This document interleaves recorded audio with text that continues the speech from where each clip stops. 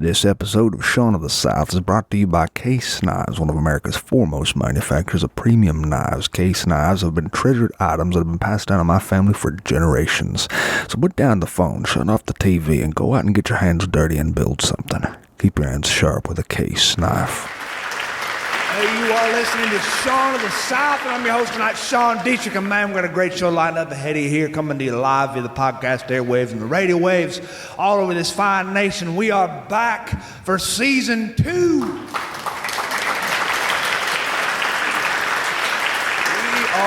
back, and this wonderful group of folks you see behind me here fixing to play music for you tonight is Trout Steak Revival, everybody. Trout Steak Revival.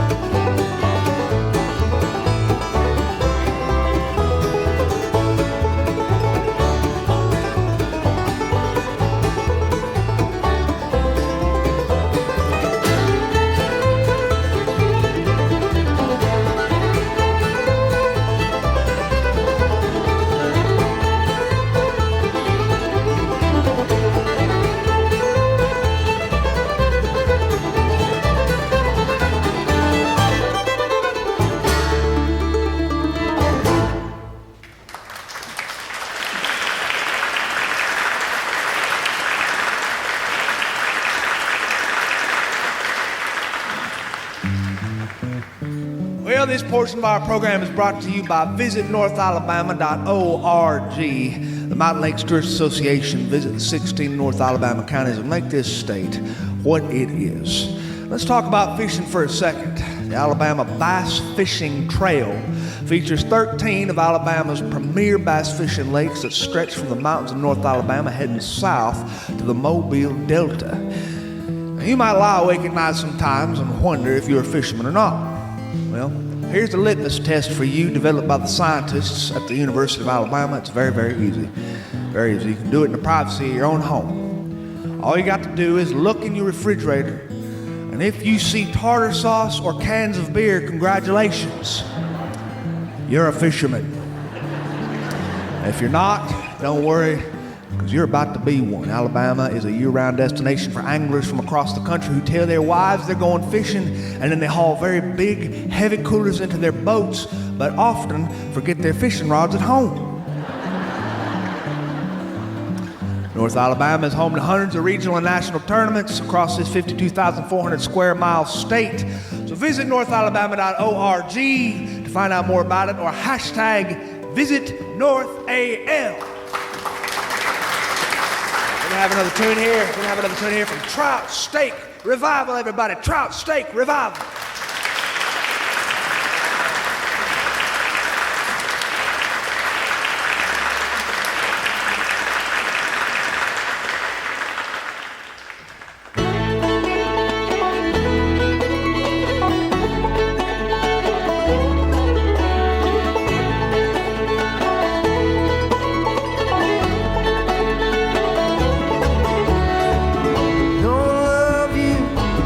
see you, sit with you again. Drinking coffee in your kitchen, remembering all your good times in the army, bad times in the war. No one love you, wanna see you just one time more. It is what it is, there's nothing you can do. It's coming for me and it's coming for you. I'm gonna tell you how I'm feeling before there comes the past, and I won't miss my last dream.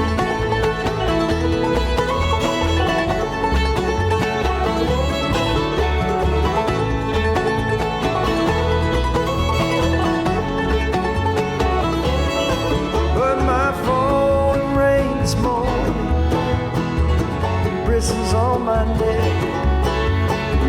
You fell asleep in this world and passed on to the next. I walked out into the open under a clear blue sky. All the words I never said falling from my eyes. It is what it is, there's nothing you can do. It's coming for me and it's coming for you. I'm gonna tell you how I'm feeling, even though it's come to pass, and I won't miss my last dream.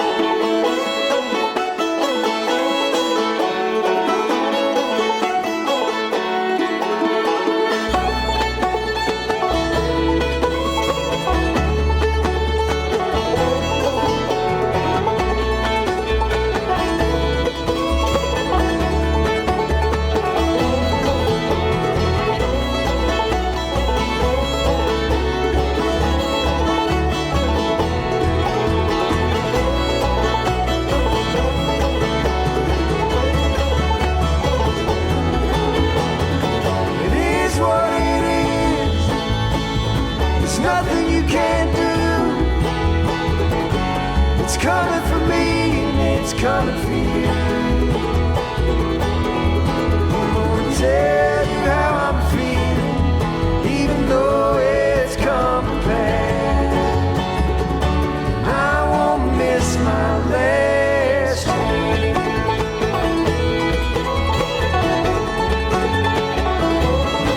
Last dream.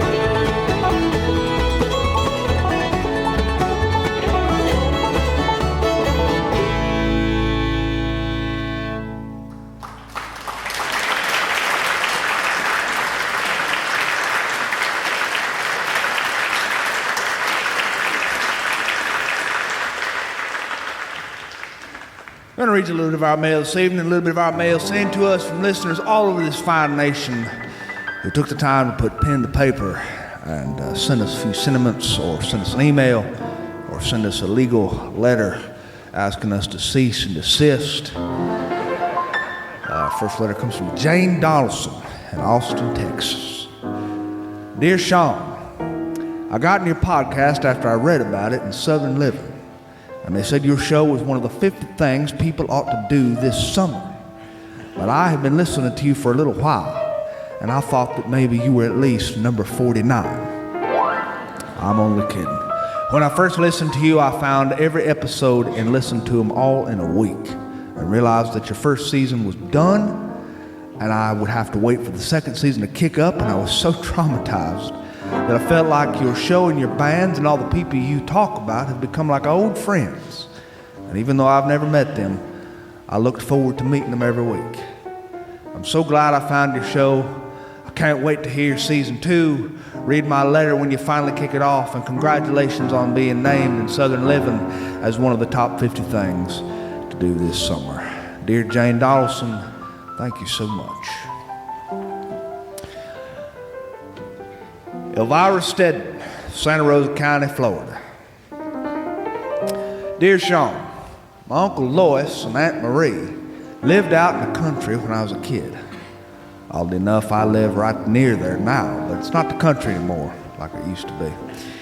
And Lois had a small hobby farm and a workshop out back, never forget it. Whenever my aunt wanted him to come in to do whatever, she would step back to the porch and she would yell, "Lois!" and the whole area code would hear it. Small aside here, her voice was kind of grating and she could be a bit of a chore. They fought like preteens in the back seat. They never got along. Anyway, she would keep yelling until he dropped whatever he was doing and made his way up to the house. More often than not, the need was not worth the trip. After a few decades of this, my uncle acquired a blue tick hound named Pete.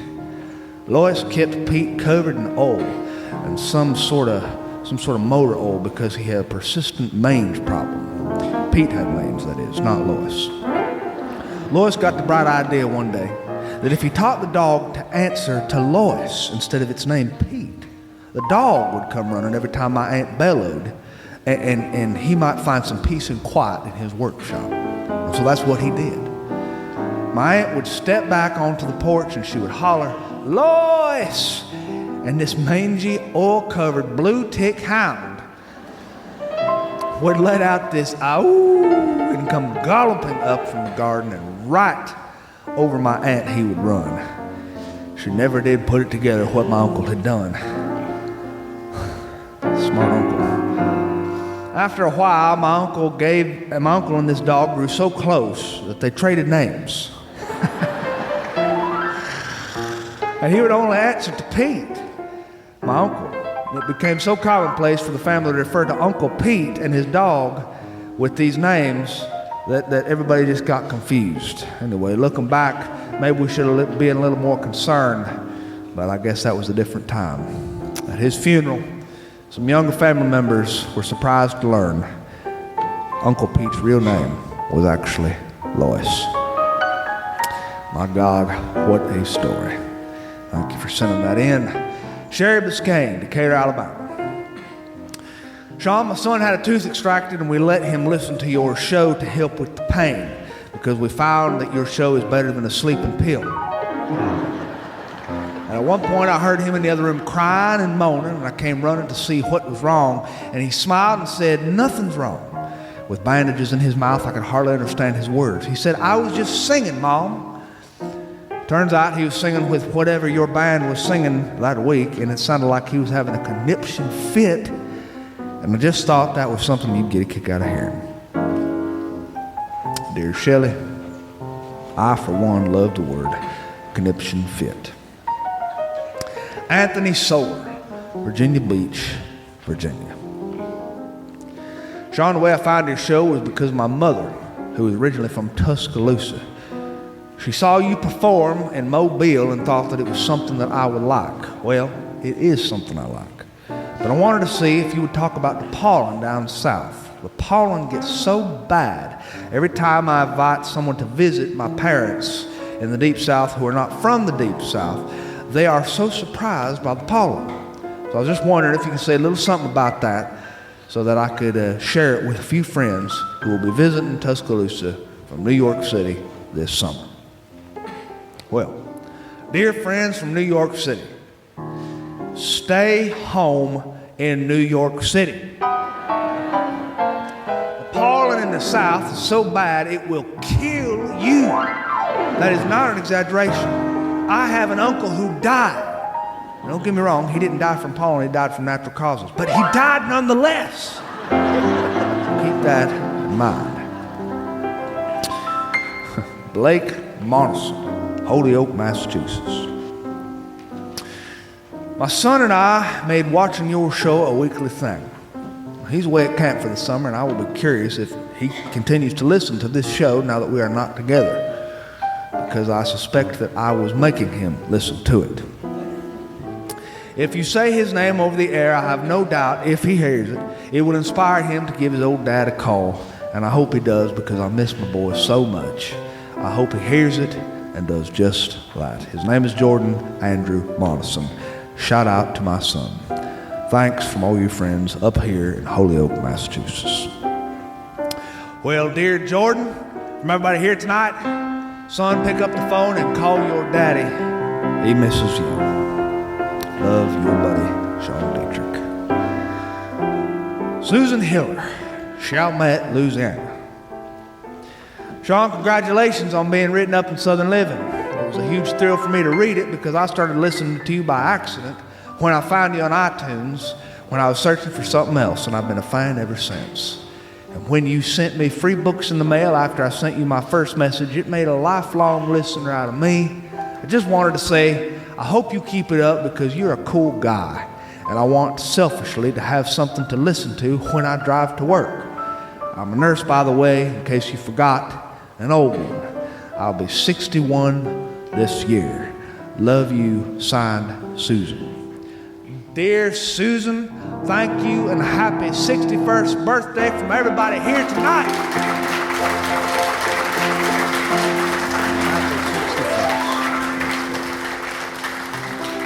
Jolene from St. Louis, Missouri. Come to St. Louis, Sean, to watch a Cardinals game and have a little fun, and my husband and I will treat you to a sightseeing trip around town. You can even go up and see the Arch, although I'm afraid of heights. I will not be joining you. We're from Mobile originally, but we've fallen in love with St. Louis since we came here for my husband's job. And I think that you have a lot of material to find up here in St. Louis, Missouri, because in this old city, there are some parts to it with a beautiful vibe.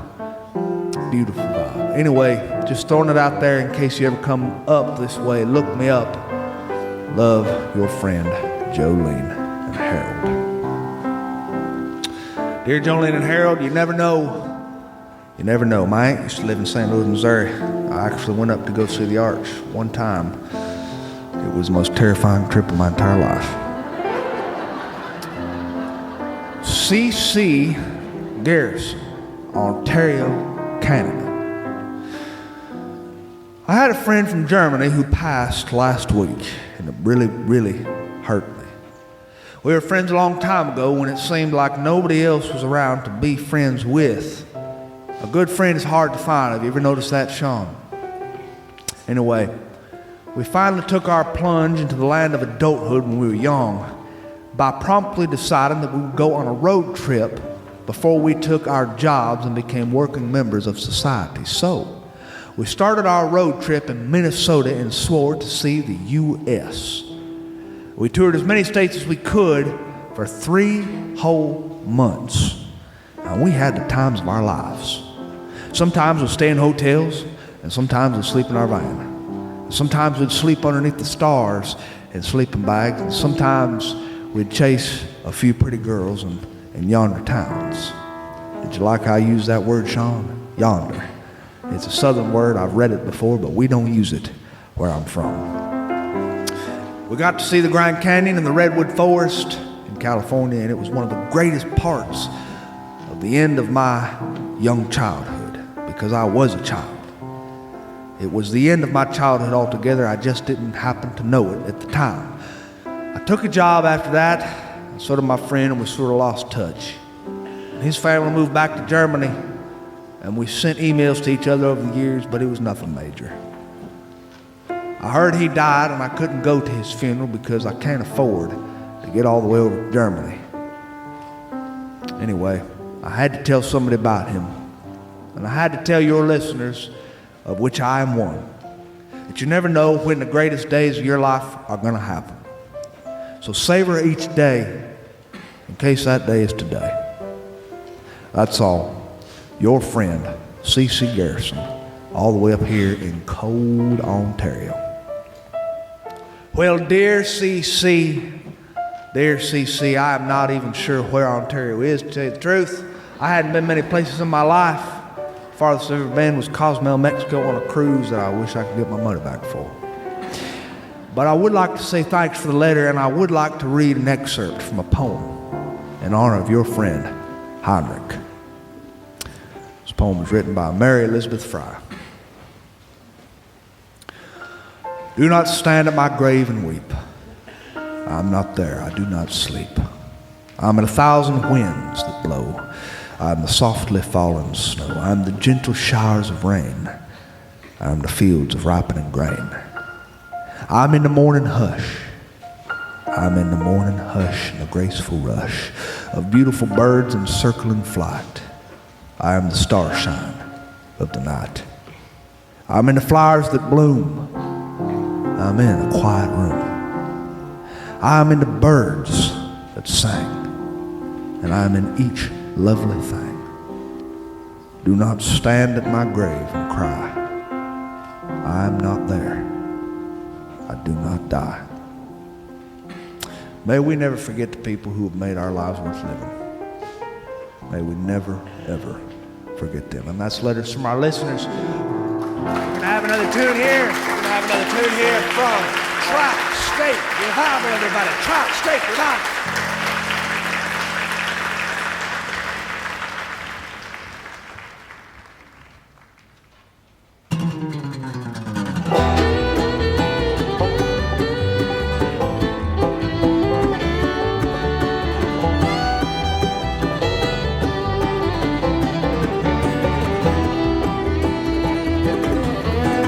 Let's ride out on the human highway. At dawn we're rolling into a stormy backwards world in which we are living. New horizons are here, my friends. Winds of change, no time to waste. Through a broken rose-tinted lens, the American landscape. Broken glass, we'll pick up the pieces. It's bad weather, not afraid to get wet. Challenge accepted, we'll take it. Perspiration, no sweat.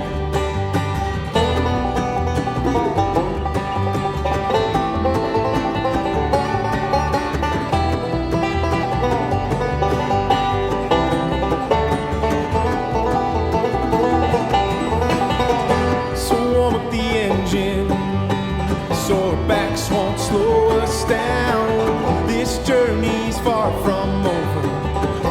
We've lost too much ground. May we never tire, working hard to understand. Be good to each other, find the means and do what we can. Broken glass, we'll pick up the pieces. Bad weather, not afraid to get wet. Challenge accepted, we'll take it. Perspiration, no sweat.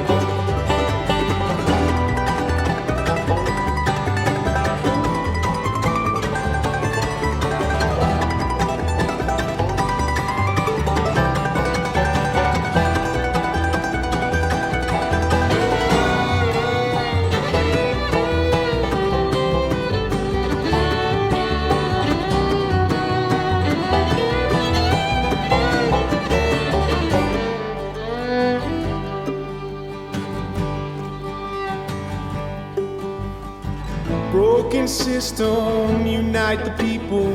We've come too far to forget. We are all created equal, even if we've never met. Broken glass, we'll pick up the pieces. Bad weather, not afraid to get wet. Challenge accepted, we'll take it. Perspiration, no sweat. Perspiration, no sweat.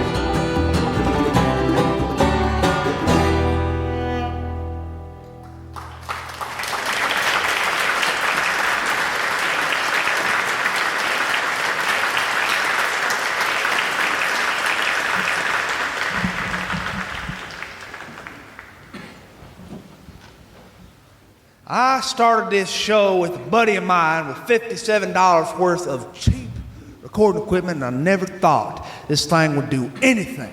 And so far, I have not been disappointed. but we have gathered a few listeners. We started this show off with 9 listeners. I want you to know that's just enough to form a baseball team. Just enough. And after 75 episodes last season, 75 episodes, we were able to get that number all the way up to 12 listeners.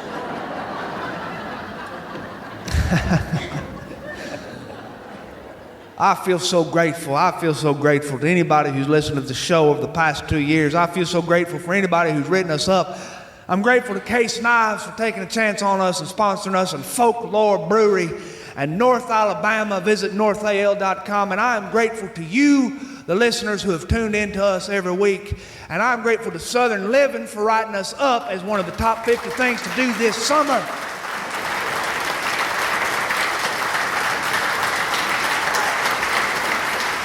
I really am.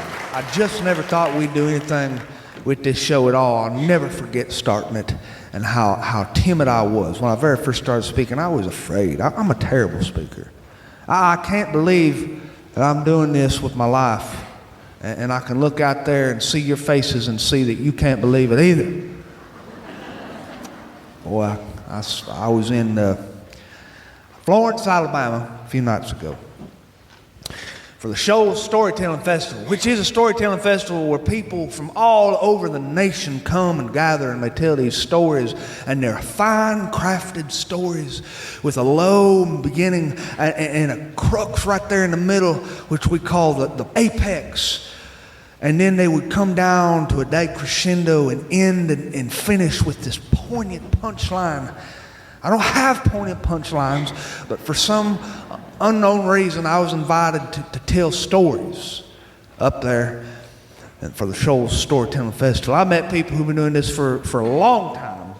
Met a man named Donald who is very, very good at what he does, and I felt like a fool in his presence. We ate dinner together in an Italian restaurant, and I asked him what he does when he's telling stories, and he went through this long scientific process, and I started to feel more foolish because the only training I have when it comes to telling stories is trying to channel the inner man inside me who wears Velcro shoes and has white hair.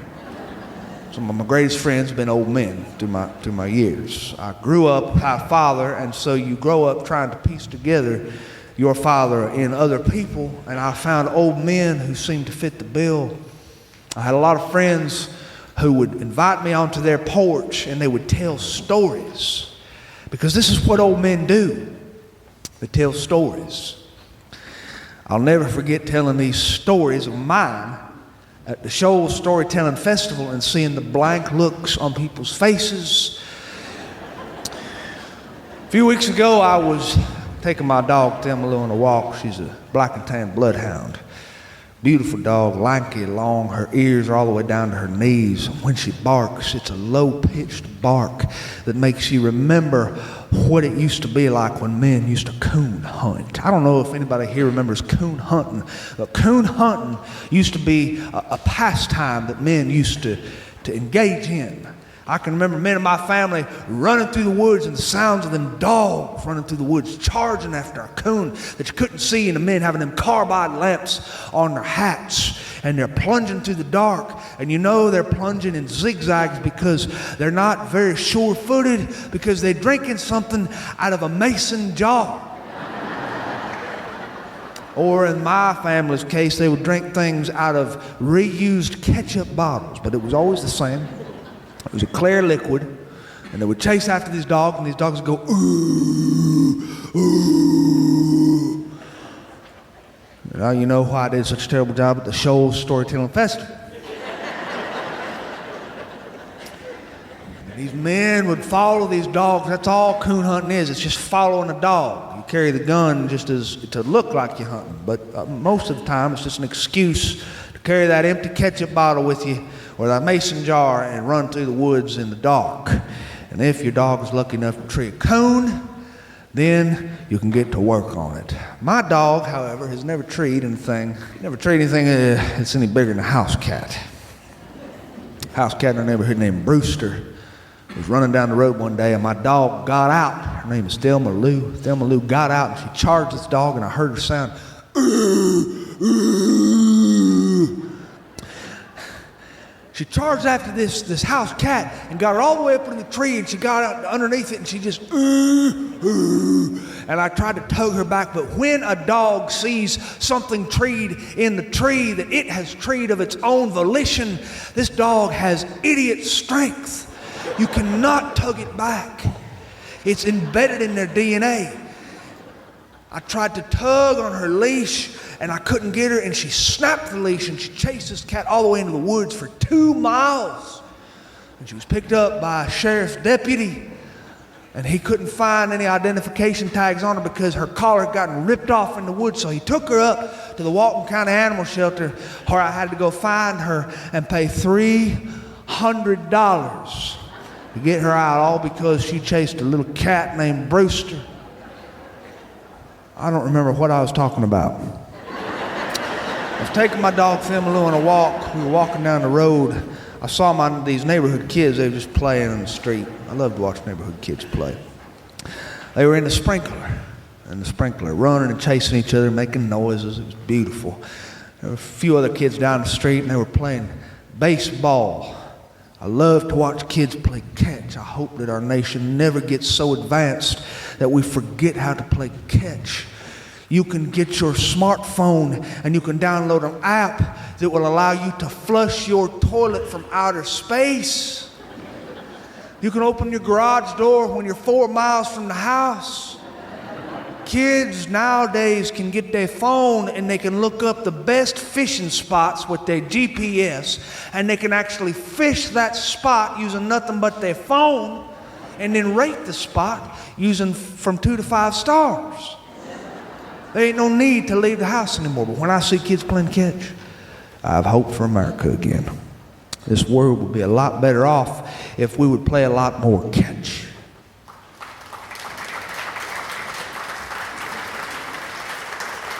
Thelma Lou was just tugging me on the leash. She likes to keep a taut leash so that when you flick it, it makes the tune of the note B flat. Bing. Taut leash. She tugs me, and if I were to wear roller skates, she would take me all the way to Fiji. She's walking along, and there's something in the middle of the road. I can see it in the distance. It's this little furry thing. God help me if you're listening to this and you're squeamish. It looked like raw hamburger. Raw hamburger with a squirrel tail stuck on the end. I knew what it was. It was a squirrel. And it grieved me because I've always had this thing for squirrels. Now, I don't know how to describe it, but when I was growing up, I loved squirrels. I'd watch them in the treetops, and I'd think to myself, them suckers look like they're having so much fun. Why didn't God make me a squirrel? And it was in my 5th grade class that my teacher asked us to write poetry, and I could think of nothing more spiritual in that moment than to write a poem about dying and being reincarnated as a squirrel. Got me into a lot of hot water with that old woman. That old woman was something else. When I recited that poem before class, her mouth dropped open and her eyes got as big as serving platters. And she marched me to the principal's office. He was a Methodist man and a good man. He had this big old paddle on his wall called the Old General with letters burned into the wood. This thing looked like it was an old paddle from the Dixie Belle River Queen. It was a paddle that could have flattened your backside into a Texas pancake. And that man could not do it when I told him my poem because he was laughing so hard. He said, "You want to be reincarnated as a squirrel? Why not a panther or a tiger or a shark?" I said, "Sir, we are what we are." He said, "I don't even know what that means." I said, "I was hoping you did." My dog looked at this squirrel carcass there on the road, this carnage there on the road, and she was sniffing it, and she was getting all into it, and I was tugging her back, and I was yelling her name, and the kids started to gather because they love my dog Thelma Lou. They started to gather, and they were looking at what she was looking at and nosing, and they started covering their mouths and backing up and going, "Oh no, Mr. Shaw, no." And I apologize for Thelma Lou's primal behavior, but she's a dog, and dogs will do what dogs will do. Thelma Lou is obsessed with cat poop and anything that smells like it's been passed through the system of a dying goat. So I tugged her back. I said, I'm sorry. And there's this little girl in our neighborhood, little girl. She came up to me and she said, I can't believe it's dead. And her brother Tyler said, that thing had 9 lives and spent them all. And that little girl looked at him and she said, it's not an it. Its name is Robert. And that boy said, what? She said, its name is Robert. It had a name. It probably had a family. He said, you're crazy. And then I'll never forget this. That little girl looked at me. She said, Sean, would you help us give this thing a funeral? I said, do what? She said, we've got to give it a proper funeral. It had a life and a mama and a daddy. I just want to give it a send-off. Well, I thought this over for a little bit.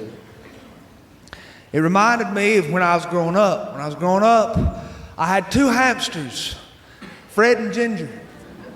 Fred and Ginger, I held a wedding for them. I sent out invitations and everything. I only had 2 people come in attendance, and that is not including my mother. We had a little wedding ceremony for them. I had refreshments and a little reception. We played songs like Do the Hustle and Mandy by Barry Manilow, and songs like YMCA. And also once, when my cat Rusty died, he was an orange tomcat. When my cat Rusty died, I went down the street, which was about a mile away from our house, to a man's house who was named Brother Tony. Brother Tony was a retired Baptist preacher. And I asked Brother Tony if he would do the funeral for Rusty. And he looked at me and he treated my request with as much respect as you would treat anything. He acted like I was asking something that was completely logical and sensible, even though it was just a child asking for a grown man to perform the ceremony for his dead cat. And Brother Tony showed up to my house. I will never forget it. We stood in the backyard. He wore a button-down shirt and a necktie and everything.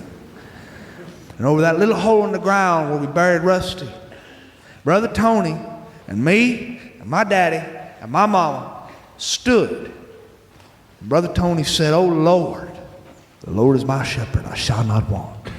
He maketh me lie down in the green pastures. He leadeth me beside the still waters. He restoreth my soul." When the funeral was over, I followed him. I said, "Brother Tony, do you think that Rusty's in heaven?"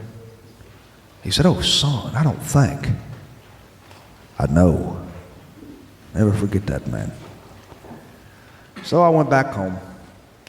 And my first order of business for this squirrel, Robert, let's call him Robert, was to get it's what you call a doo-doo bag.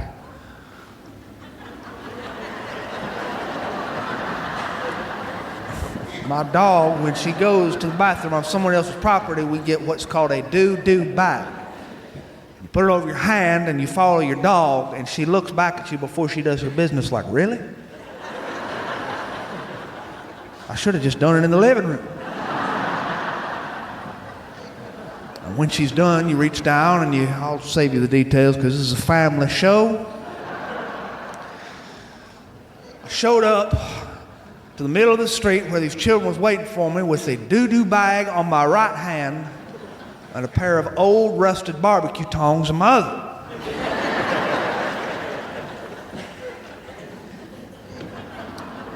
And I squatted down and I had a Converse tennis shoe box, and I picked up the squirrel's remains, I picked up Robert's remains, I placed them into the box, I closed it.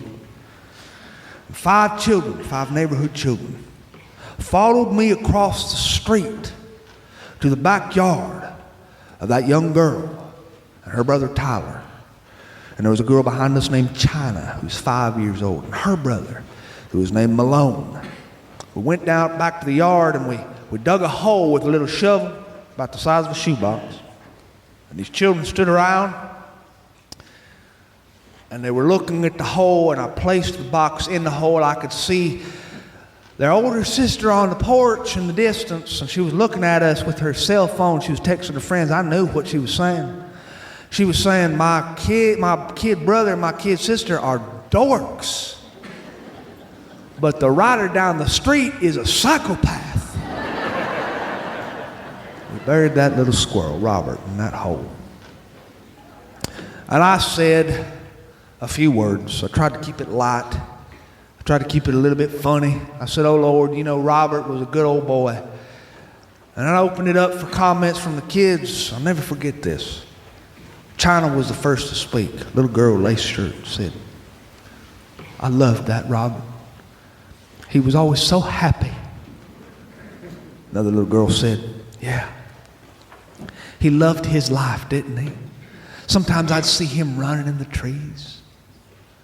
And Tyler said, he sure was fast. And Malone said, I liked old Robert. I liked him a lot. And I will be dogged if these kids were not getting a little bit worked up.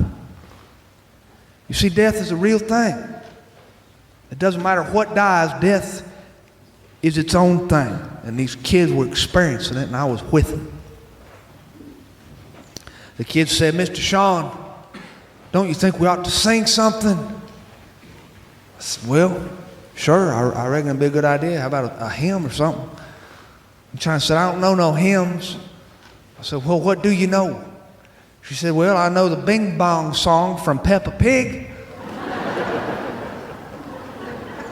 Okay. Well, let's say y'all sing it. And they all sang it. They all knew it. They all sang the Bing Bong song at a dirge-like tempo, very slow, and it just rolled along. When they finished, the little girl tugged on my coat and she said, say a few more words. And so I said, the Lord is my shepherd, I shall not want. He maketh me lie down in green pastures. He leadeth me beside the still waters. He restoreth my soul. And Miss China, little China, said, will you sing something for me? And I sang the same song I sang at my granddaddy's funeral, the same song that I sang at my father's funeral a long time ago. Amazing grace, how sweet the sound. And while I was singing, I saw these kids keep their heads down, sniff their noses, and I thought to myself about this squirrel. You know, a squirrel runs along in the treetops and he's happy because he doesn't overthink tomorrow. He's just thinking about today. He's not thinking about bills or about past taxes due to the IRS, or in my case, many, many, many years past taxes due. He's only thinking about right now. He leaps from branch to branch completely free from anxiety. He knows that branch will be there, and if it's not, well, he'll make something happen, but he knows he ain't gonna fall. That squirrel doesn't worry, doesn't toil, doesn't worry about what he's going to wear or how he's going to buy his groceries. He's a happy little thing. When I finished, I walked away and I thought about this poem I wrote a long, long time ago. When I die, I want to come back as a squirrel, because a squirrel seems like a mighty fine thing to be. He ain't never broke, he ain't never wealthy, he don't have a mortgage, and he can't take a selfie, but he can run. And he can play in an old pine tree, and he can dangle from a limb like a chimpanzee. And if he falls, brother, after all, at least he ain't a pig whose butt is on an old football. But when I die, I want to come back as a squirrel, Not an angel, not a preacher, not a CEO. I can't go running, I can't go swimming, I can't do yoga, and I can't flirt with women. But when I die, I want to come back as a squirrel instead of silly old me. And just then, while I was thinking about that little girl was falling after me, and she tugged on the back of my shirt. She said, Mr. Sean, do you think Robert's in heaven? I looked at her and I said, no, ma'am, I don't think. I know. Hey, thank you very much for having me this evening. It's been a wonderful pleasure. I appreciate it very much. Thank you very much. Hey, thanks for listening to Sean of the South. Been your host today, Sean Dietrich, and man, it's been a bona fide pleasure, if I do say so myself. Hope you join us next week, and maybe even the week after that, if you ain't got nothing going on. This episode was brought to you by Case Knives, a tradition of my family dating back to my granddaddy, who once said the best way to cure idle hands was to build something. So keep your hands sharp with a case knife, and by Folklore Brewery. Quite literally the best brew in Alabama. Check them out at folklorebrewingandmeadery.com. The music here behind me today was Trout Steak Revival. Ever since winning the 2014 Telluride Bluegrass competition, Trout Steak Revival has quickly become the quintessential Colorado string band.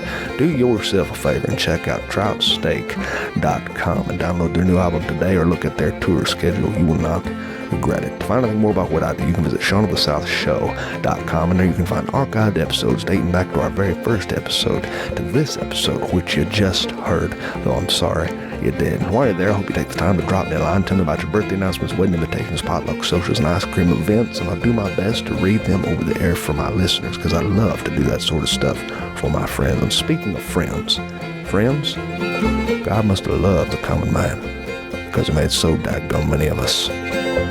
Adios.